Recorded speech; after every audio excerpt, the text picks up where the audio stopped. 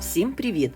Приготовим сегодня нежнейший сливочный десерт с морковью и изюмом. Подготовим необходимые ингредиенты: сливки, морковь, изюм, сахарную пудру, лимонный сок и листики мяты по желанию. Морковь выбирайте сочную и вкусную.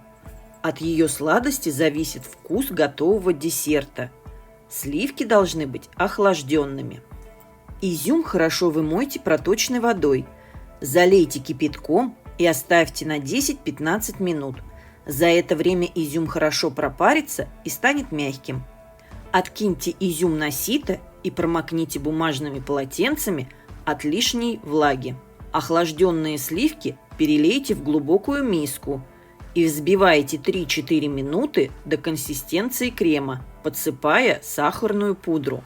Очистите и вымойте морковь, обсушите салфеткой, натрите на мелкой терке.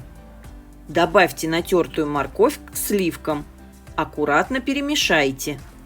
Добавьте к сливочной массе изюм и лимонный сок.